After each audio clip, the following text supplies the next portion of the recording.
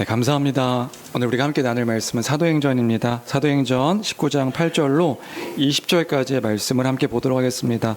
사도행전 19장 8절로 20절까지 제가 가진 성경은 신약성경 221페이지입니다. 신약성경 221페이지 사도행전 19장 8절로 20절까지의 말씀을 함께 보도록 하겠습니다.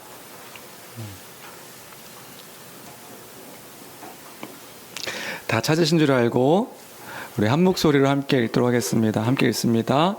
시작. 바울이 회당에 들어가 석 달 동안 담대히 하나님 나라에 관하여 강론하며 권면하되 어떤 사람들은 마음이 굳어 순종하지 않고 우리 앞에서 이 도를 비방하거늘 바울이 그들을 떠나 제자들을 따로 세우고 두란노 서원에서 날마다 강론하니라. 2해 동안 이같이 하니 아시아에 사는 자는 유대인이나 헬라인이나 다 주의 말씀을 듣더라. 하나님이 바울의 손으로 놀라운 능력을 행하게 하시니 심지어 사람들이 바울의 몸에서 손수건이나 앞치마를 가져다가 병든 사람에게 얹으면 그 병이 떠나고 악기도 나가더라. 이에 돌아다니며 마술하는 어떤 유대인들이 시험 삼아 악기 들린 자에게 주 예수의 이름을 불러 말하되 내가 바울이 전파하는 예수를 의지하여 너희에게 명하노라 하더라. 유대의 한 제사장 스게와의 7 아들도 이 일을 행하더니 악기가 대답하여 이르되 내가 예수도 알고 바울도 알거니와 너희는 누구냐 하며 악기 들린 사람이 그들에게 뛰어올라 눌러 이기니 그들이 상하여 벗은 몸으로 그 집에서 도망하는지라. 에베소에 사는 유대인과 헬라인들이 다 이 일을 알고 두려워하며 주 예수의 이름을 높이고 믿은 사람들이 많이 와서 자복하여 행한 일을 알리며 또 마술을 행하던 많은 사람이 그 책을 모아 가지고 와서 모든 사람 앞에서 불사르니 그 책값을 계산한즉 은 5만이나 되더라. 이와 같이 주의 말씀이 힘이 있어 흥왕하여 세력을 얻으니라. 아멘, 아멘. 우리는 계속해서 사도행전을 통해 하나님의 은혜를 함께 나누고 있습니다. 지난주에 성령 세례에 대한 이야기들을 너무 길게 했어서 8절부터 10절까지 다 다루지 못하고 이제 이번 주로 넘겨서 함께 보겠다고 말씀드렸는데 그 못 본 말씀이 있어서 함께 살피고 그 다음 사도행전의 이야기들을 계속해서 살펴보도록 하겠습니다. 8절인데요. 8절 오늘 우리가 함께 읽은 말씀 8절을 보니까 바울이 회당에 들어가 석 달 동안 담대히 하나님 나라에 관하여 강론하며 권면했다라고 되어 있습니다. 바울은 에베소 도시의 그 회당에 들어가서 하나님 나라에 관하여 3개월 동안 담대하게 이제 강론하고 이제 권면하는 것들을 했다는 것을 우리가 볼 수 있습니다. 지난주 설교가 기억나신다면 에베소에 살던 그 유대인들에게 이 세례 요한의 어떤 가르침들이 굉장히 영향력이 있었구나라는 것들을 우리가 다시금 생각해 볼 수가 있을 것 같습니다. 1절부터 7절까지의 내용을 봐도 바울이 에베소에 도착했을 때 처음 만났던 제자들이 어떤 제자들이었는가? 세례 요한의 제자들, 그 세례 요한의 가르침을 받았던 제자들. 그럼 세례 요한이 하나님 나라를 선포했었다고요. 이런 선포에 대한 내용들을 알고 있었던 그 제자들이 있었음을 기억할 때도 그렇고 또 특별히 바울이 에베소에 들어가서 회당에서 전했던 메시지가 뭔가 하나님 나라에 대해서 강론했다고요. 이 하나님 나라에 대해서 강론했다는 것 자체가 사실은 사도행전에서 특별한 표현이거든요. 그러니까 아마도 이 지금 에베소에 살고 있는 유대인들에게 이 세례 요한이 전했던 메시지들이 영향력이 있었기 때문에 그걸 접점으로 해서 바울 사도가 이 유대인들에게 그리고 회당에 있던 그 헬라인들에게 하나님의 나라에 대해서 강론하지 않았을까 이렇게 생각이 됩니다. 그러면 바울이 회당에 들어가서 뭘 전했을까요? 구약에 약속되어 있던 하나님 나라의 그 회복이 예수 그리스도의 십자가와 부활로 말미암아 성취되었다. 그 종말의 약속이 예수 그리스도로 말미암아 이렇게 선포되어진 것이다. 이루어진 것이다. 이 이야기들을 3개월 동안 더 풍성하게 강론하고 설교하고 가르쳤다는 것이 이제 8절에서의 이야기인 거지요. 그런데 우리가 지난주에 우리가 살펴보면서 주의 깊게 살펴본 단어가 있었으니 그 단어가 뭐였냐면 담대히였습니다. 담대하게 바울 사도가 이 회당에 들어가 하나님 나라에 대해서 강론했다. 담대하게요. 어떻게 담대하게 강론했을까? 물론 사도 바울은 항상 복음을 전할 때 담대하게 강론했겠지요. 설교했겠지요. 선포했겠지요. 근데 에베소에서는요, 특히나 담대하게 이 하나님 나라의 복음을 선포했다는 것을 우리가 알 수 있습니다. 왜요? 왜 그랬을까요? 에베소에서 만났던 첫 번째 그 사람들이 그 은혜의 풍성함 가운데서 복음에 반응하는 것들을 보았기 때문에 오순절 마가의 다락방에 임했던 그 성령의 강림의 그 은사가 방언을 하고 예언을 하고 하나님께서 지금 이 에베소를 통하여서 이루시는 일들이 분명하구나. 그 복음에 대해 반응하는 사람들을 보며 더 담대하게 3개월 동안 하나님 나라의 일들을 선포했다는 것을 우리가 볼 수 있는 거란 말이지요. 하나님께서 이 땅 가운데서 하나님의 나라를 하나님이 이루시는구나 알았기 때문에, 하나님이 이 땅 가운데 교회를 세워가시는구나 보았기 때문에 더 담대하게 전할 수 있었다. 그래서 우리가 지난주에 그런 얘기까지 마지막으로 나눴던 것 같습니다. 하나님 나라의 선포인 그 교회가 세워짐, 하나님 나라의 그 복음에 반응하는 하나님의 백성들의 모임인 교회가 세워진다는 것은요, 하나님의 놀라운 축복이고 또 일하심이라는 사실을 우리가 잊지 않았으면 좋겠습니다. 기억하는 우리가 되어야 될 줄로 믿습니다. 복음을 우리가 바르게 알 때에, 이제 복음을 바르게 아는 우리라고 한다면 우리는 이 사실을 고백하지 않을 수 없는 거란 말이에요. 교회가 세워진다는 건요, 당연한 것이 아니라고요. 이 황무지와 같은 땅에 예수 그리스도를 믿는 그 무리들이 함께 모여서 주님을 예배하고 그 말씀에 반응하여 살아갈 수 있는 것 자체가 하나님의 놀라운 기적이요 축복이라는 사실을 잊지 아니하는 교회가 되기를 주님의 이름으로 간절히 축원합니다.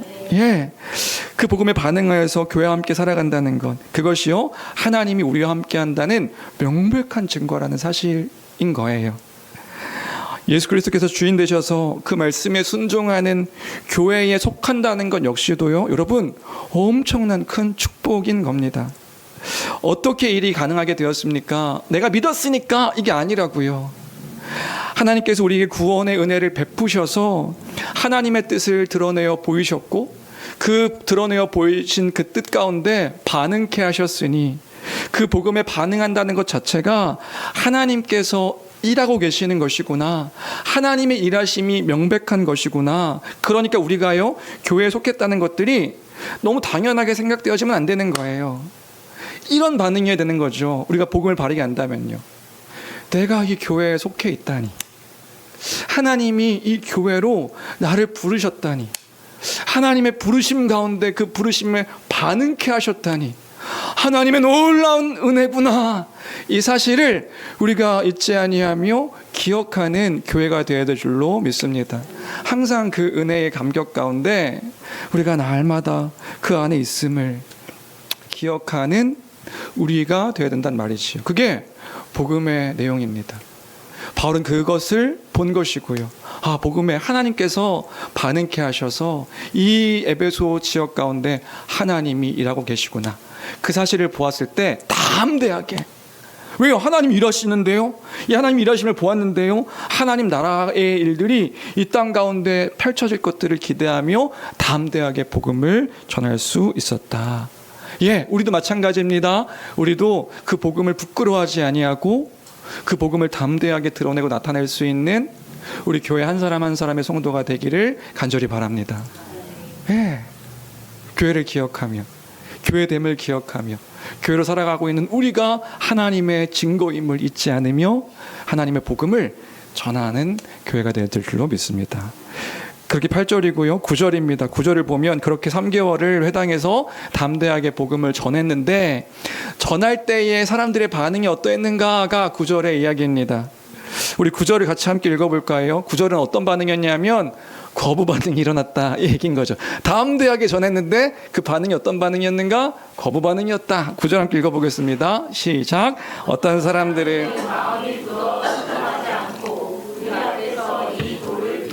여기까지요. 어떤 사람들이 마음이 굳어져서 순종하지 않고 무리 앞에서 이 돌을 비방하는 일들이 있었다. 마음이 굳어졌다는 게 어떤 의미냐면요, 딱딱하게 되어졌다 이런 의미의 단어입니다. 마치 우리가 어렸을 때 학교에서 찰흙으로 이제 어떤 만들기 할 때 처음 찰흙이 어떻죠? 말랑말랑하게 뭔가 만들 수 있었던 그런 찰흙이 시간이 지나면 어떻게 되죠? 돌처럼 딱딱하게 굳어지는 그러한 상태, 그 상태가 이 마음이 굳어진 상태의 모습입니다. 그래서요, 그 사람들이 어떻게 반응했냐면 마음이 딱딱하게 굳어지니까요, 하나님의 나라를 전했는데 순종하지 않았다는 것을 오늘 본문에서 이야기해주고 있습니다. 우리 한번 생각해 볼까요? 바울이 3개월 동안 하나님 나라에 대해서 강론했다면, 설교했다면, 가르쳤다면 그 하나님 나라에 대한 내용은 무엇이었을까요? 하나님 나라가 뭐죠? 하나님의 통치와 하나님의 다스리심과 주인 되심에 대한 선포인 거잖아요. 하나님의 통치하십니다. 다스리십니다. 구원의 일들을 하나님께서 역사하셔서 일들을 이루셨습니다. 믿으십시오.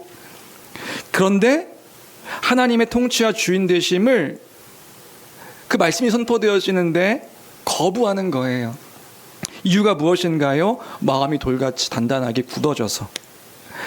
하나님의 나라가 선포되어지는데 순종하지 않더라. 여러분, 믿지 않더라가 아니라 순종하지 않더라 이렇게 이야기하는 게 재미있는 표현입니다. 복음이 전하셨는데 믿지 않더라가 아니라 하나님의 나라가 선포되어졌는데 순종하지 않더라. 그럼 하나님의 통치와 다스리심을 거부하는 일들이 회당 가운데서 이제 일어나게 되었다는 것을 볼 수 있는 거죠. 그런 후에 그들이 했던 것이 뭐냐? 무리 앞에서 이 돌을 비방하는 일들이 있었던 것입니다. 비방하고 조롱하고 하나님 나라의 복음이 선포되어지는데 나쁘게 말하고 욕하고 안 좋게 떠들고 다니고, 이렇게 반응하는 사람들을 향해서 바울이 어떤 태도를 보였는가, 이것도 또한 재미있는데 그게 9절 후반절의 이야기입니다. 우리 9절 전체를 같이 함께 읽어볼까요? 다시 함께 읽겠습니다. 시작. 어떤 사람들은 마음이 굳어 순종하지 않고 바울이 그들을 떠나 제자들을 따로 세우고 두란노 서원에서 날마다 여러분, 이게 낯설게 읽으면요, 이제 저 개인적으로는 좀 의아했거든요. 뭐가 의아하냐면 그 마음이 굳어서 순종하지 않고 비방하는 사람들에게 바울이 보인 태도는 뭐냐면 오히려 그들을 떠났다라고 이야기하는 게 바울이 보였던 태도입니다. 설득한다거나 그들과 다시 강론하며 이야기들을 풍성히 나눴다거나 이러지 않고요, 그들을 떠났다 얘기하는 게 지금 9절에서의 이야기인 거죠. 그럼 왜 그들을 설득하지 않고 그들을 떠났을까요? 왜냐하면 3개월의 시간 동안에 최선을 다해서 그 복음에 대해 전했기 때문에 그런 것입니다.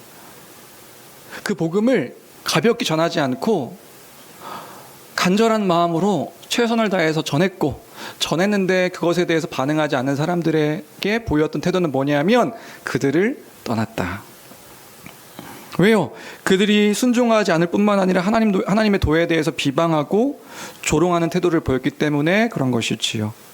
여러분, 강팍한 마음을 가진 사람들에게 어떻게 할 방도가 우리는 없습니다. 우린 이 사실을 기억해야 하는 거예요. 또 인정해야 하는 거예요. 왜냐하면요, 그 강팍한 굳어져 버린 마음을 가진 사람들의 그 마음의 태도는 뭐냐면요, 이미 하나님을 대적하기로 마음 먹고 하나님에 대하여서 돌덩이처럼 굳어서 끝없는 자기 사랑으로 무장한 사람들이기 때문에 그 무장한 사람들에게 우리가 할 수 있는 일은 없는 것이구나, 이 사실을 우리가 한편으로 인정하는 것이 필요합니다. 잘 생각해 보십시오. 복음을 전하고 복음을 따르는 사람을 비방하는 것은요, 여러분 어떤 의미냐면, 그러니까 복음을 전하는데 이 복음을 비방하고 또 복음 전하는 사람을 비방하고 이 복음에 순종하지 않는 건 어떤 의미냐면 하나님을 비방하고 하나님을 대적하고 하나님을 향해서 순종하지 않는 태도라는 것을, 그러니까 하나님을 향한 태도라는 것을 우리가 기억해야 되는 것이란 말이에요. 하나님을 두려워하지 않는데 우리가 어떻게 그 사람들을 바꿀 수 있겠느냐는 말이지요. 바꿀 수 있다고 생각하는 것이 오히려 교만일 수 있는 것이구나, 우리가 잊지 말아야 되는 것입니다. 그렇다고 해서 그럼 사도 바울이 그 복음 전하는 것을 멈췄는가? 그렇지 않다. 9절에 보니까 그들을 떠난 후에 제자들을 따로 세우고, 두란노라고 불렸던 아마 사람의 이름이라고 판단이 되는데 그 두란노라고 불렸던 그 사람의 학원, 이제 학교, 교습소 이런 공간을 빌려서 이제 복음을 알기를 갈망하는 사람들에게 날마다 그 하나님 나라의 복음을 강론했다. 두란노 서원에서 날마다 강론했다. 말씀을 전해줬다. 이게 첫 문단의 이야기입니다. 8절부터 9절, 10절까지의 이야기일 때 주 안의 사랑하는 성도 여러분, 이 문단을 통해서 오늘 우리가 생각해보고 싶은 것은 두 가지인데요. 하나는 뭐냐면 복음을 전할 때 우리의 태도는 어떠해야 하는가, 그리고 복음을 받아들이는 우리의 태도는 어떠해야 되는가, 이 두 가지 사실을 기억하는 시간 되었으면 좋겠습니다. 이 아침에 복음을 전하는 우리의 태도는 어떠해야 되는가, 그리고 우리는 복음을 전하는 것만 생각하는데 그 복음을 날마다 받아들이는 우리의 태도는 어떠해야 되는가, 이것을 기억하는 시간 되었으면 좋겠습니다. 먼저 복음을 전하는 우리의 태도는 어떠해야 될까 생각해 볼까요? 어떤 한 사람이 복음에 대해서 간절히 알기를 원하고 또한 갈망함이 있을 때, 혹은 갈망함이 없는 사람이라 할지라도, 갈망함이 있는 사람들에게만이 아니에요. 갈망함이 없는 사람이라 할지라도 우리가 복음을 갖고 있는, 복음을 알고 있는 우리가 보여야 될 바른 태도는 뭐냐면요, 그 복음을 전하는 간절함이 우리에게 필요한 것이다. 그걸 기억하는 우리가 되었으면 좋겠습니다. 왜요? 가장 귀한 것을 주기 위해 복음을 전하는 것이 바른 그 복음을 갖고 있는 자의 태도이기 때문에 그런 거죠. 최선을 다해서 복음을 전해주는 것이 우리의 바른 태도다. 왜요? 왜냐하면 이 복음으로 내가 살았습니다. 그 복된 소식을 알아 생명을 얻고 그 생명 가운데 거하여 사는 자가 되었습니다. 그걸 알고 있다면 다른 일을 바라볼 때 당신도 이 복음 알면 살 수 있습니다. 무질서하고 혼돈스럽고 엉망진창인 인생이 이 복음을 알면 나도 살게 하신 이 복음이 당신을 살게 할 수 있습니다. 이 사실을 아는 우리이기 때문에 그 간절한 사람이든 간절하지 않은 사람이든 복음을 아는 자의 바른 태도는, 그 전하는 자의 바른 태도는 간절함이다. 간절함일 수밖에 없다. 이 사실을 우리는 기억해야 되는 것이란 말이지요. 이런 거 아닐까요? 깊은 병에 걸린 사람이 있습니다. 깊은 병에 걸린 사람이 있는데 어떤 약을 먹으면 나을 수가 있대요. 그런데 그 약을 내가 가지고 있는 거예요. 그럼 내가 가지고 있다고 한다면 그 사람에게 나는 뭘 해줄 수 있을까요? 내가 가지고 있는 약을 전해주길 원하는 거겠죠. 왜요? 그 약을 내가 전해주면 그 사람은 살 수 있으니까요. 함께 나누는 태도가 그 간절한 복음을 가지고 있는 사람의 태도이겠지요. 이렇게 말씀을 준비하면서 예전에 한 일이 생각났는데, 코로나 때, 한참 코로나가 기승을 부릴 때 우리나라에 처음 그 백신이 공급됐었습니다. 공급될 때 백신이 들어왔지만 많은 양이 공급되지 않아서 일부만 들어와가지고 사람들이 막 그 백신을 구하려고 막 여기저기 막 뛰어다녔었던 때가 있었어요. 근데 몇몇 성도님들이 목사 그 백신 맞히겠다고 막 그 백신을 알아보려고 막 좀, 그래서 여기 병원 저기 병원 알아보시면서 막 그때 어플 있어가지고 백신 막 뜰 때마다 뭐 이게 했던 게 있는데, 그거 아니고 우리 목사 마취된다고 막 뛰던 장면이 말씀 준비하면서 떠올랐습니다. 왜 그러셨어요, 성도님들이요? 왜냐하면 이 사랑하는 목사, 물론 확실하진 않을지라도 이것으로 그 코로나라고 하는 그때는 뭐 알지 못하는 무서운 그 질병을 막을 수 있다고 생각하니까, 그 간절함이 있기 때문에 이걸 전해주려고 노력했던 그 태도와 마음이 복음을 알고 있는, 복음을 가지고 있는, 복음을 소유하고 있는 우리의 태도와 간절한 모습일 것이란 말이지요. 그거다. 전하는 자의 바른 태도는 어떠한 태도인가? 그것 알면 살 수 있으니까. 참된 은혜와 평강이 그 안에 있으니까. 하나님께서 이루셨던 그 일들이, 그 능력이, 그 복음의 풍성함이 이것이니까. 그 마음, 그 간절한 마음이 우리가 복음을 전하는 바른 태도라는 것을 먼저 기억하는 이 아침이 되었으면 좋겠고요. 그런데 오늘 말씀을 통해서 또 생각해 보고 싶은 건 뭐냐면요, 이러한 때에도 잊지 말아야 할 것이 있다는 것이에요. 그게 뭐냐면, 복음에 대해서 굳은 마음을 갖고 돌덩이처럼 말씀에 순종하지 않는 사람들에게 우리는 어떻게 할 수 없음도 인정해야 한다는 것, 이 두 가지를 동시에 기억하는 우리가 되었으면 좋겠습니다. 심지어 하나님의 도를 비방하는 사람들에게 우리는 어떠한 열심을 낼 수 없습니다. 왜냐하면 그것은 하나님을 대적하는 일이기 때문에 그런 거지요. 하나님을 대적하는 사람을요, 사람의 힘으로 되돌릴 수가 없다. 다시요. 그렇다고 그 사람에게 복음을 전하지 않는다 이런 맥락이 아니라요. 최선을 다해서 복음을 전해야 하지만 그 복음을 전하고 그를 우리가 변화시킬 수 있다. 그를 내가 복음을 전하면 저 사람이 변한다. 하나님, 우리 사람의 힘으로 저 사람의 마음을 돌릴 수 있는 것은 아니다는 것을 우리가 또한 기억해야 하는 것입니다. 그래서 우리가 복음을 전할 때 갖게 되는 또 하나의 마음가짐이 필요한 거예요. 그게 뭐냐면 내가 가장 귀한 것을 나눈다고 하는 그 겸손함. 우리 수요일에도 그 얘기했는데 겸손이 뭐죠? 나보다 남을 낮게 여기는 그 마음으로 그 복음을 전하고요. 나도 죄인이었는데 지금도 끔찍한 죄인이지만 그리스도 안에서 산 자가 되었습니다. 내가 당신보다 더 끔찍한 자입니다. 그런데 그리스도께서 우리를 용서하심으로 십자가로 말미암아 용서받음으로 산 자가 되었으니 당신도 살 수 있습니다. 그 겸손한 마음으로 복음을 전하고 최선을 다해 상대에게 복음을 전하는 태도가 필요하되, 반대로 최선을 다했는데 내가 전한 복음에 긍정적으로 반응하지 않는 모습을 보일지라도 낙심하지 않는 것, 절망하지 않는 것, 그것이 우리의 태도라는 것을 기억하는 이 아침이 되었으면 좋겠습니다. 저도 그렇고요. 낙심할 때가 있더라고요. 그 왜 낙심하는가 이렇게 살펴보면요. 내가 전했는데 저 사람이 반응하지 않아서 낙심하는 거예요. 내가 이 귀한 거를 주는데 내가 주는데 저 사람이 내가 주는 거 안 받아? 이래서 낙심하게 되는 거더라고요. 무슨 생각을 하냐면 더 이걸 막 곱씹으면요. 나를 무시하나? 내가 내밀었는데 왜 반응이 저러지? 내가 이렇게 노력했는데 저 사람은 왜 노력에 나를 피하지?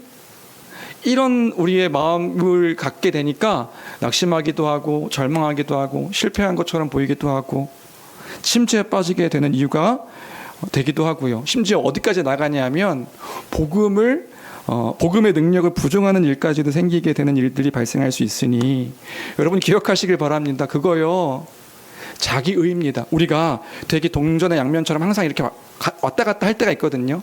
내가 하나님의 은혜로 이 일들을 합니다 라고 시작했던 그 일들이 자칫 사단의 유혹과 어떤 시험들 안에서 자기의로 율법주의적인 공로로 내가 일들을 했으니 반드시 결과가 나타내야 된다고 한다는 어떤 율법주의적인 공로로 항상 이렇게 변질될 때가 우리에게 있음을 기억해야 되는 것이란 말이에요. 기억하십시오. 최선을 다하고 그 다음은 하나님께 온전하게 맡기는 것이 우리의 태도입니다. 하나님께서 하신다. 하나님께서 나를 도구로 사용하셔서 하나님께서 저 굳은 마음도 깨뜨리실 수 있는 것은 하나님이 하시는 일이다. 이 사실을 우리가 기억하는 삶이 되었으면 좋겠습니다. 여러분, 바울이 복음을 전할 때도 사람들의 마음이 깨지지 않은 때가 있었음을 기억하시길 바랍니다. 그게 참 위로가 되는 거죠. 그 큰 사도가 복음을 전해도요 비방하기도 하고 때로는 그 복음에 반응하지 않은 때도 있었다고요. 그럼 기억해야 되는 거죠. 나는 바울보다 큰 사람이 아니에요. 정일국 목사는 뭐 여러분들도 그렇게 생각하시겠지만 엄청난 사람이 아닙니다. 저도 알고요. 우리가 바울보다 큰 사람이 아닌데 내가 전하는 그 복음의 능력으로 하나님께서 일하시는 것을 내가 마치 무언가 할 수 있는 것인 것 마냥 생각하지 않는 우리가 되어야 된다는 말이지요. 더 위로가 되는 이야기 할까요? 예수님께서도요 3년 동안 공생애 생활 동안 복음을 전하셨는데 12명의 제자들이 안 바뀌었다는 거 혹시 아실까요? 예수님이 3년 동안 제자들을 가르쳤는데 제자들이요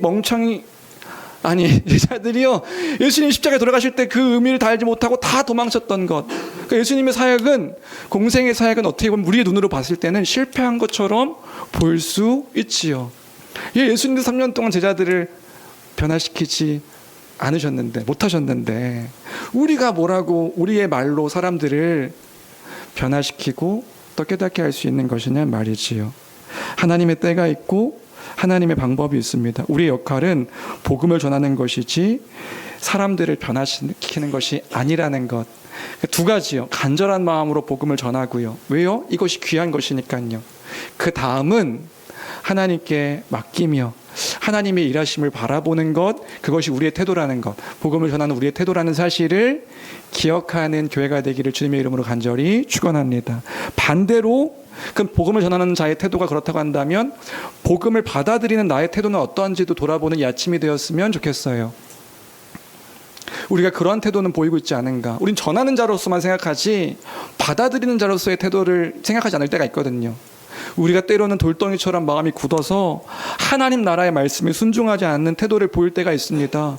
그러한 나의 태도는 아닌지 돌아보는 우리의 삶도 되어야 되는 것이란 말이지요. 하나님의 뜻에 대하여서 아는데 아는 것에 머물면서 순종 없이 복음에 대해 비방하고 있지는 않은지, 하나님의 명백한 뜻 안에서 여러분 하나님을 사랑하는 일과 하나님의 구원으로 하나 되게 하신 교회를 사랑하는 일, 그 사랑해야 된 지체들을 비방하는 일이 결코 우리의 삶이 되어서는 안 된다는 것을 기억하는 이 아침이 되어야겠습니다. 그 사실을 놓치지 않는 우리가 되기를 바랍니다. 여러분, 왜 그렇게 놓치게 될까요? 놓치게 되는 이유는 하나님을 놓치기 때문에 그런 거예요. 우리가 하나님을 잊어버리기 때문에 하나님이 말씀하신 것, 여러분 기억하십시오. 하나님을 잊어버리게 되면 하나님이 말씀하신 것들을 놓치게 되고요, 하나님이 말씀하신 것들을 놓치게 되니 하나님께서 원하시는 뜻이 무엇인가를 잃어버린 채 자기 사랑으로 똘똘 뭉쳐서 자기 마음대로 생각하고 판단하고 하는 일들이 생기게 되어지는 것이라고요. 마음이 돌덩어리가 되어서 사단이 주는 여러 시험과 유혹에 넘어지기 쉽습니다. 우리 지난주 수요일에 베드로전서 마지막 말씀이 이런 말씀이 있었네요. 사단은 우는 사자같이 두루 삼킬 자들을 이제 찾는다고요. 그 우리가 보여야 될 태도는 뭔가요? 그것을 대적하는 것이요. 하나님으로부터 멀어지게 할 때에, 그 은혜 가운데 있지 못하게 할 때에 그 시험과 유혹을 대적하는 것이 우리가 해야 할 마땅한 일이라는 것을 기억할 때에, 그 찰흙이 시간이 지나면 돌덩이처럼 굳어질 수 있듯이 우리의 마음이 돌덩이처럼 굳어져서 하나님 나라의 말씀에 순종하지 않을 수 있음을 기억함으로, 나는 날마다 은혜가 필요한 자구나, 하나님의 은혜가 아니면 살 수 없는 자구나, 오늘도 하나님의 은혜를 부어주십시오 기억하며 기도하며 살아가는 우리 교회가 되기를 주님의 이름으로 간절히 축원합니다. 그래서 고린도 교회 성도들에게 바울이 했던 말을 우리가 기억하길 바라는데요, 고린도전서 10장 12절 보니까 이런 말씀이 있습니다. 우리 고린도전서 10장 12절 함께 읽어볼까요? 함께 읽겠습니다. 시작. 그런즉 선줄로 생각하는 자는 우리가 선줄로 생각하면요, 넘어질까 항상 조심하며 내 의가 아니라 오직 하나님의 은혜로 살아가는 자임을 기억하며 살아가는, 그래서 말씀을 받아들이는 자의 태도는 어떠한가? 순종입니다. 주의 말씀에 순종입니다. 비방이 아니라 찬양입니다.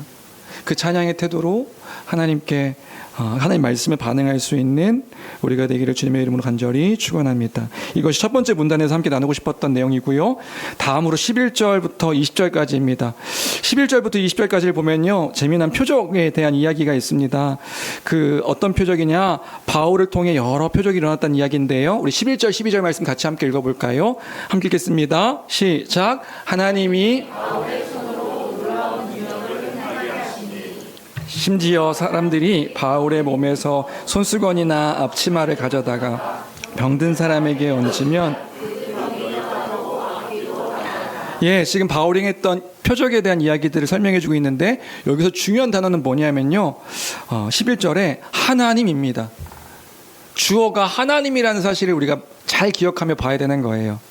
하나님께서 바울의 손으로 놀라운 능력을 행하게 하셨다는 것. 그래서 바울의 몸에서 손수건이나 앞치마를 가져다가 병든 사람에게 얹으면 그 병이 떠나가고 악기도 나가는 기적이 일어났다. 하나님께서 바울을 통해 일들을 행하셨다. 이런 말씀들을 묵상하면서 예전에 그런 상상들을 해보게 되는 거죠. 나에게 이런 능력이 있으면 얼마나 좋을까? 나에게 이런 능력이 생긴다면 얼마나 좋을까 상상할 때가 있었습니다. 정일국 목사에게 이런 능력이 나타난다면, 심지어 제가 갖고 있는 막 수건 이렇게 겉옷을 던져가지고 막 덮어주면 막 병들이 낫고 막 귀신이 쫓아나고, 요즘 정신병들이 많은데 이거 뭐 줄까요? 이거 넥타이 이렇게 해가지고 한번 씩 감으면 사람들이 막 정신병이 막 고침받고 그러면 야 얼마나 좋을까. 야 얼마나 나는 이 동네에서 스타가 되며 야 이 사람들이 나를 어떻게 바라볼 것인가. 말씀의 능력은 뭔가 미비한 것 같은데 막 넥타이 하나로 사람들이 막 후 불면 막 이렇게 뒤로 막 날아가고 하는 일들이 생기면 아 얼마나 좋을까. 저에게 그런 능력이 있으면 우리 성도들에게 또 여러 긍정적인 것들을 나타낼 수 있을 것 같다.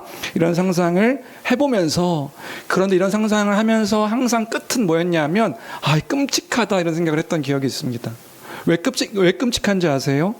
항상 아찔한데요. 왜냐하면 지금 상상한 것을 잘 들어보면 아시겠지만 거기에는 하나님이 없기 때문에 끔찍한 거예요. 왜요? 지금 다 제 얘기한 겁니다. 이런 능력이 나타나면 얼마나 좋을까? 누가요? 네, 제가요. 나이가 얼마나 사람들이 나를 우러러볼까? 아, 내가 좋겠다. 나를 통해 우리 성도들이 좋겠다. 나는 스타가 되겠다. 이런 생각들이 드는 거죠. 그래서 사도행전은 이와 같은 저의 상상이 얼마나 헛된 것인지를 알려주는 거예요. 왜요? 누가는 그 능력이 바울에게 있음을 이야기하고 있지 않는 거란 말입니다. 지금 누가 일들을 행하셨냐고 이야기하고 있냐면 하나님께서 바울을 통해 이 일들을 행하셨다. 바울에게 집중할까 봐 명백하게 이야기해 준 건 뭐냐면 바울이 능력이 있는 것이 아니라 하나님께서 이 바울을 통해 에베소라는 지역에서, 다른 지역에서는 일들이 없었는데, 많지 않았는데 하나님께서 지금 에베소 지역의 바울을 통해 이 일들을 행하셨다. 그러면 이런 능력을 보이신 이유가 무엇인가? 우리가 이걸 아는 게 중요한 거죠. 이 이유는 다시 한번 강조하지만 믿으면 이런 기적이, 바울과 같은 기적이 일어날 수 있다라고 말하는 게 아닌 거라고요. 믿기만 하면 바울과 같은 능력을 누구도, 교회도 행할 수 있다, 이 얘기를 하고 있는 게 아닌 거란 말입니다. 하나님은요, 이런 기적적인 일을 항상 표적으로 사용하셨음을 우리는 잊지 말아야 되는 거예요. 그리고 성경에서의 표적의 목적은 무엇인가요? 표적의 목적은 하나님의 메시지를 전하는 메신저가, 그 복음 선포자가 하나님과 예수 그리스도의 보냄을 받은 사도라는 것을 확증해 주는 게 표적의 의미예요. 무슨 말인지 되세요? 표적을 봤습니까? 기적을 봤습니까? 그럼 기적을 바라보는 게 아니라 이 표적을 행하게 하신 그 하나님이 이 지금 표적을 행한 그 메시지가 하나님의 뜻이라는 것을 확정해 주기 위해 이 표적을 보이심으로 하나님의 말씀을 기억하게 해주신 것이란 말이에요. 그래서 우리가 기억해야 하는 건 뭐냐면 하나님의 말씀입니다. 사도 바울이 전한 그 메시지가 무엇인지를 기억하는 게, 그래서 바울이 전한 게 뭔데요? 하나님의 나라요. 하나님의 복음이요. 구원의 일들이요. 어떻게 구원의 일들을 행하셨는지, 구원의 일들이 얼마나 크고 놀랍고 큰 일인지를, 그 말씀을 기억하는 것이, 말씀을 바라보는 것이 표적을 대하는 우리의 태도라는 것. 그래서요, 우리 마지막으로 정리합니다. 바울이 행한 일은 사도행전 5장 15절에 보니까 바울은 이방인의 사도죠. 5장에 보면 유대인의 사도인 베드로가 행한 표적과 같은 표적들을 행하고 있는 것을 볼 수 있어요. 그럼 베드로가 행한 표적의 목적이 뭔데요? 그 베드로 사도가 전한 그 메시지가 하나님의 뜻이라는 것을 보여주기 위해서요. 그런데 베드로, 유대인의 사도 베드로, 대표적인 사도가 베드로죠. 베드로와 바울이 행한 그 표적은 누구의 표적이었냐면 예수 그리스도의 표적이었다고요. 예수님께서 행하신 일들을 베드로가, 바울이 행한 거예요. 그럼 예수님은 뭐 하셨는데요? 이 표적을 통하여 하나님의 뜻이 무엇인지를 선포했던 것이 예수님께서 행하신 표적의 목적이에요. 그럼 예수님이 행하신 표적을 통해 우리가 바라봐야 되는 건 무엇입니까? 하나님의 뜻은 무엇인가? 하나님께서 이루시는 일은 무엇인가? 하나님은 누구이신가? 이 사실에 우리는 관심을 갖고 귀 기울이는 것이란 말이에요. 그 구원의 일들이 이렇게 크고 놀라운 일들이다. 그래서 이 표적은요, 사인입니다. 사인. 하나님의 서명이요, 하나님의 뜻이다. 그런 표적들이 일어난 것을 볼 수 있는데, 계속해서 13절 볼까요? 13절 보니까 재미있는 에피소드가 있습니다. 바울이 에베소에서 유명 인사가 된 것 같아요. 유명 인사가 돼서 이제 이런 표적들이 나타나니까 그 도시에 마술을 행하는 유대인들이 있었는데, 그때 마술사들도 시험 삼아서 이런 어떤 그 병고침이나 기적의 일들을 행했던 것 같습니다. 그래서 이렇게 했대요. 뭐냐면 내가 바울이 전파하는 예수를 의지하여 너희에게 명하노라. 귀신이 들린 사람이 있을 때 내가 바울이 의지하는 예수의 이름으로 너에게 명하노라. 나가! 그럼 어떻게 될까요? 아무 일도 일어나지 않는 거죠. 그리고 아무 일도 일어나지 않는데 14절에 보니까 이제는 특별한 어떤 사람들의 이야기를 하고 있어요. 유대의 제사장 가문에 스게와라는 사람이 있는데 그의 7 아들들도 마술사들이 한 그 일들을 시험 삼아 했다는 겁니다. 그래서요, 귀신 들린, 악귀 들린 사람, 여기 악귀라고 표현되어 있는데 악한 영이거든요. 귀신 들린 사람에게 가서 이 7 아들들이 이 마술사들이 하는 것처럼 한 거죠. 뭐라고? 내가 바울이 전하는 예수 그리스도, 예수의 이름으로 너에게 명하노니 나가라! 하니까 그 악귀가 뭐라고 얘기했다는 거예요? 누구냐 너? 누구냐? 넌 누구냐? 넌 누구냐 했다라고 이야기하는 게 이제 15절의 이야기입니다. 내가 예수도 알고 바울도 아는데, 바울도 알고 예수도 아는데 너희는 누구냐? 그리고서는 오히려 귀신 들린 사람이 아들들에게 뛰어올라서 7명의 아들들에게 뛰어올라서 귀신 들린 사람이 힘이 센가 봐요. 센 것 같더라고요. 막을 수가 없어. 그래서 막 뛰어올라가지고 막 그 7 아들들 엎어치게 하고, 그래서 상처 나서 뿔뿔이 도망쳤더라. 이 이야기가 15절까지의 이야기입니다. 최악이죠, 최악. 이 이야기일 때, 그래서 이 본문을 통해 우리에게 이야기해주고 있는 것이 무엇인가 우리가 생각해 볼 수 있는 거죠. 무엇을 이야기하려고 하는 것일까요? 하나님께서 행하게 하신 그 표적은요, 단순히 예수를 주문처럼 외친다고 나타나는 일이 아니라는 것을 우리가 기억해야겠습니다. 왜요? 그 실제로 예수의 이름은 기적을 일으키는 주문이 아니었기 때문에 그런 거예요. 예수의 이름에 능력이 있다. 그 능력이 우리가 생각하는 그 외적인 기적을 일으키는 능력이 아닌 것이란 말이에요. 그 표적의 목적은 병자를 고치고 귀신을 내쫓는 것이 목적이 아닌 것이라고요. 그러면 그 예수의 이름의 그 능력, 그 표적의 목적은 무엇입니까? 바울 사도가 전한 그 복음의 능력이 있는 거예요.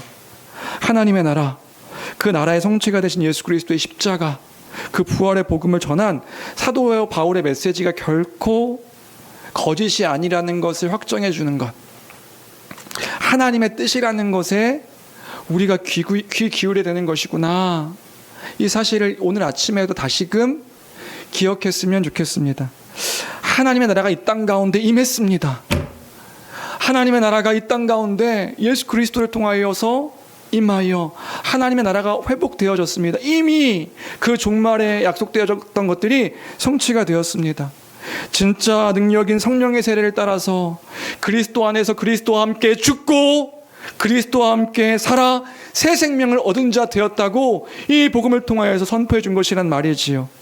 하나님의 언약을 따라서 하나님 나라의 새 언약 백성 되어지는 그 놀라운 일들이, 그 부활의 능력 속에서 이제는 하나님 나라의 풍성한 복을 누리며 안식 가운데 거하여 생명을 맛보며 그 생명 가운데 하나님을 나라, 하나님을 아버지라 고백하며 살 수 있는 그 일들이 우리에게 이루어졌다.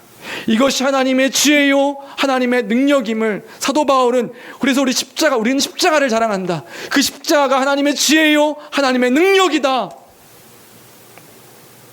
이것을 믿으며 사는 것이 진짜라는 것이지요.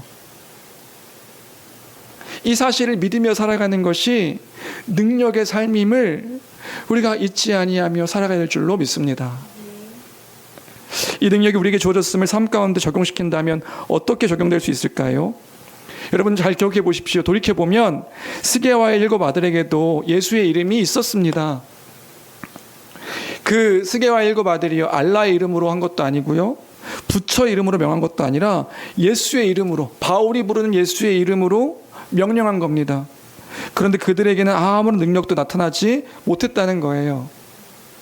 그럼 그 이유가 무엇인가요? 그 이유가 무엇이냐면 그들에게는 예수의 이름만 있었기 때문에 그런 거죠. 예수의 이름만. 바울의 옷자락만 만져도 사람들이 낫고 수건이나 앞치마만 이제 둘러도 병든 자들이 낫다고 했는데, 예수의 아들, 그 7 아들은 예수의 이름과 바울의 이름이 있음에도 불구하고 아무 능력이 나타나지 않았다. 그럼 왜 그렇습니까? 왜 그러냐면요, 관심이 능력과 기적과 형식적인 어떤 믿음, 외적인 것에만 관심이 있었기 때문에 그들에게는 아무런 능력도 아무런 열매도 나타나지 않은 것이란 말이에요. 그럼 어떤 의미에서는 그들은 뭐 했냐면 흉내낸 겁니다. 흉내. 예수의 이름을 그 믿는 사람들의 모습을 보며 흉내낸 것이 그들의 모습이라는 것을 우리가 생각해 볼 수 있는 것이지요. 그런데 진짜 기적, 그 기적을 통해서 하나님께서 말씀하신 그 구원의 메시지에 귀 기울이지 않았고요. 하나님께서 진짜 원하신 뜻은 뭐냐면요, 하나님께서 행하신 그 능력과 참된 기적의 일들에 하나님은 귀 기울이기를 원하셨다. 하나님 메시지를 바라보기를 원하신 것이란 말이에요. 구원의 일들이요. 우리도 마찬가지입니다. 주 안의 사랑 성도 여러분, 기억하십시오. 우리도 마찬가지예요. 우리가 하나님을 놓치게 될 때, 말씀을 놓치게 될 때 우리는 하나님의 구원의 일이 아닌 다른 일에 관심을 쏟고 형식적인 그리스도인, 외적인 것만 쫓는 그리스도인이 될 수가 있음을 기억해야 하는 것입니다. 말만 잘하는 그리스도인으로 남게 될 수가 있는 것이라고요. 그래서 이런 태도를 보일 수 있습니다. 뭐냐면요, 복음의 내용들을 들어서 알고 있습니다. 복음을 통해서 어떤 일이 일어나는지도 이제 우리가 알게 되었습니다. 하나님께서 우리에게 행하신 구원의 일이 얼마나 크고 복된 것인지 모르는 자들이 아닙니다. 이제는 이 모든 것을 통해서 하나님을 알게 하셨습니다.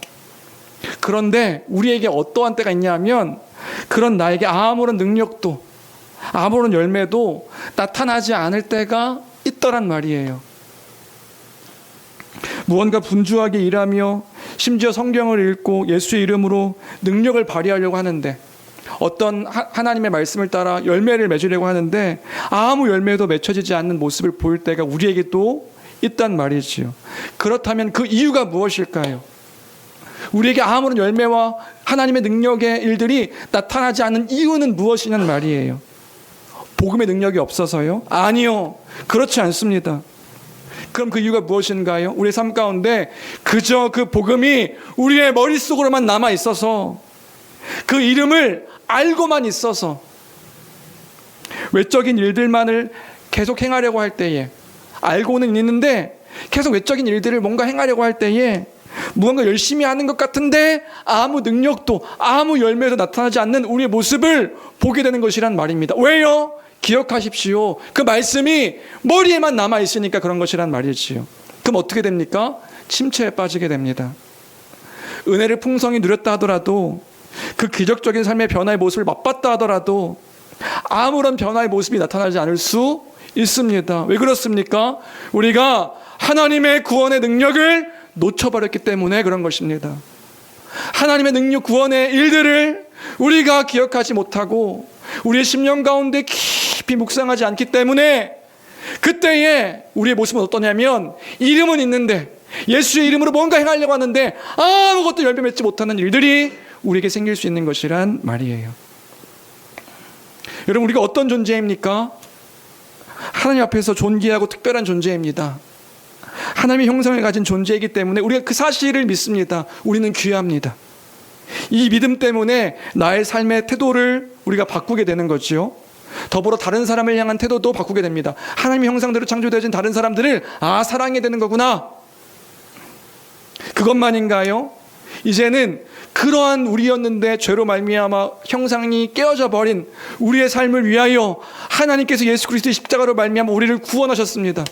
이제는 피조물의 형상이 아니라 아들의 형상으로 우리를 회복시키셔서 그 존귀한 자로, 새 생명 얻은 자로, 하나님의 풍성하심을 맛보는 하나님의 자녀로 우리를 부르셔서 그 정체성을 따라 우리가 하루하루 살아가는 삶의 여정과 모습이란 말입니다. 하나님 우리를 내버려 두십니까? 아니요.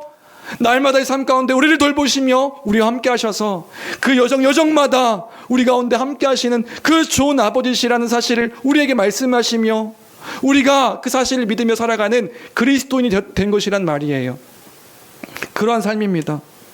그 내용을 알고 있다고 우리가 기뻐하기도 하고 즐거워하기도 하고 찬양하기도 합니다. 그걸 우리가 알고 있다고요. 그런데 우리가 믿고 있다는 이 사실들이 때로는 삶 가운데서 아무런 능력으로도 아무런 열매로도 맺히지 않을 때가 있단 말입니다. 그래서 우리의 태도가 어떻습니까? 존귀하게 여기지 않는 거예요. 나를요. 어떤 일들이 닥칠 때마다 무언가 실패한 것처럼 낙심하게 되는 거란 말입니다. 언제요? 우리가 그 하나님의 복음의 일들을 놓치고 잊고 살아갈 때, 머리로만 알고 우리의 심령 가운데 그것들을 의지하지 않으며 그 믿음의 내용들을 우리가 분명하게 붙잡지 않을 때, 자신을 존귀하게 바라보지도 않고 하루를 살아가는 우리의 삶이 나타날 때가 있습니다. 그럼 그때 무슨 능력이 나타나겠습니까? 무슨 열매가 나타나겠습니까? 주 안의 사랑하는 성도 여러분, 우리가 다시금 생각해야 되는 거예요. 그때에 우리가 다시금 우리를 돌아봐야 되는 거예요. 하나님의 사랑을 깊이 묵상함이 필요한 때입니다. 그때 우리가 다시금 말씀 가운데, 내가 지금 이러한 상태구나, 내가 이러한 상황이구나, 지금 내가 머리로 알고 있는데 하나님을 깊이 의지하지 않고 있는 그러한 능력 없는 모습이구나. 시게와 일곱 아들처럼 하나님의 이름은 있지만, 예수 그리스도의 이름은 있지만 그 이름을 붙잡지 않고 그냥 외적인 것으로만 흉내내고 있는 나의 지금 상태이구나, 이 사실을 기억하여서, 그럼 이런 상태일 때 우리가 어떻게 해야 됩니까? 나는 끝났어가 아니라 다시금 회개하고 돌이켜야 되는 것이란 말이에요. 내가 이런 존재가 아닌데, 그 말씀을 기억하여 기도하고, 그 기도함 가운데 내 손끝 발끝까지 사로잡혀서 하나님의 사랑으로 깊이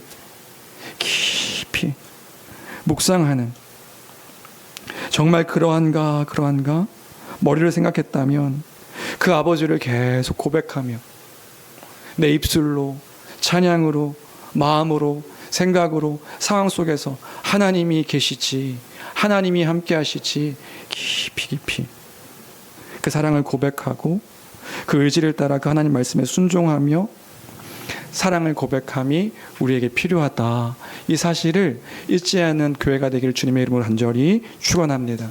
사탄은요, 끊임없이 우리를 미혹해요.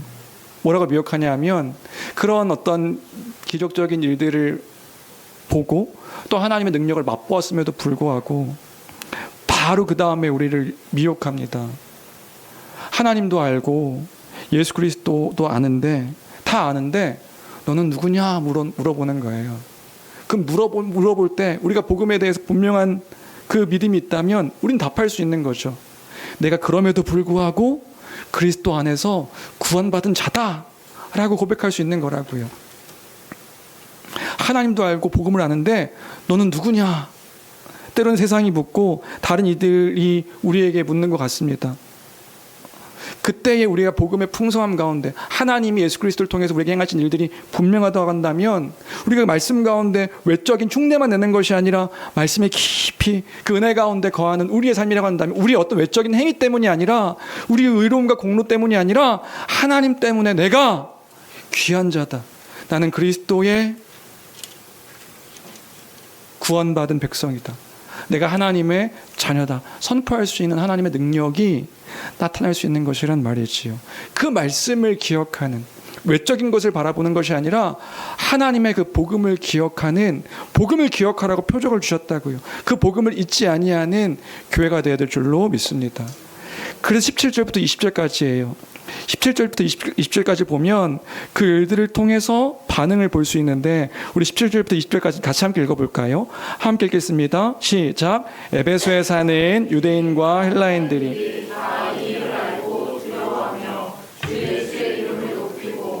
믿은 사람들이 많이 와서 자복하여 행한 일을 알리며 또 마술을 행하던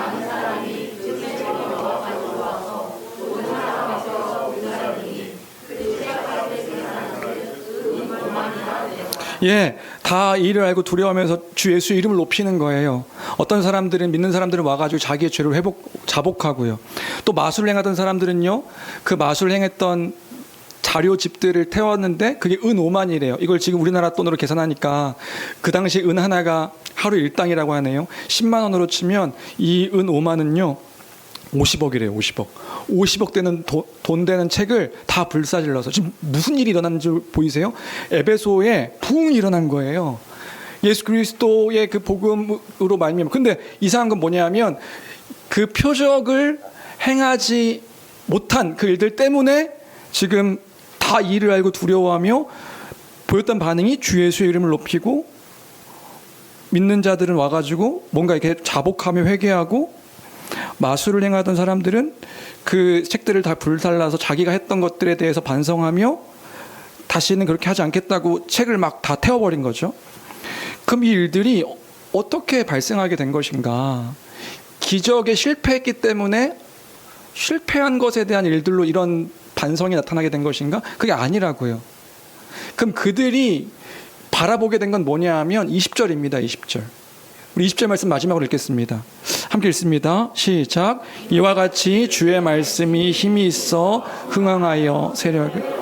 이제야 비로소 그 바울이 전했던 그 복음에 이들이 반응하게 된 것이란 말이에요. 하나님 나라의 임함과 하나님의 그 크심과 그 복음의 능력이 진짜구나 알게 되어서 그들이 자기가 했던 외적인 것들을 다 돌이키고 하나님의 말씀에, 주의 말씀에 귀 기울이며 그 말씀에 반응하게 되었을 때 회개하고요, 주의 예수의 이름을 높이고요, 그 이름이 행하신 일들이 놀랍습니다 찬양하고요, 그리고 자신의 했던 그 마술적인 일들을 이젠 기적의 마술의 일들이 아니라 그 복음에 반응하는 일들로 나타나게 되었음을 보았을 때, 주 안에 사랑하는 성도 여러분, 그 말씀의 능력입니다. 그 말씀으로 말미암아 행하신 그 일들이 우리에겐 복음입니다. 이 복음으로 말미암아 신비한 체험이나 기적적인 경험이 아니라 이 복음으로 말미암아 우리가 살고 이 믿음이 우리에게 있음을 기억함으로 감사하며 그 능력을 붙잡고 살아가는 교회가 되길 주님의 이름으로 간절히 축원합니다.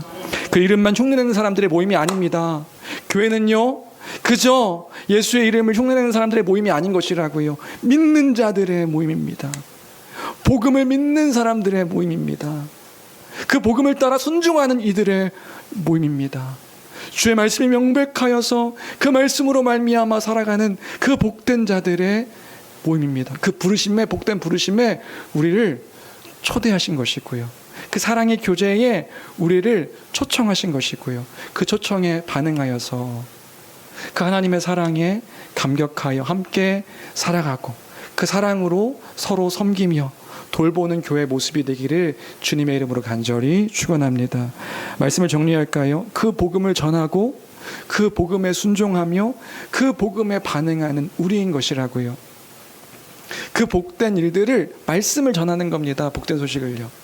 그 말씀에 반응하여 하나님의 뜻이기 때문에 강팍한 마음이 아니라 부드러운 마음으로 순종하며 받아들이는 것이 우리의 삶이다.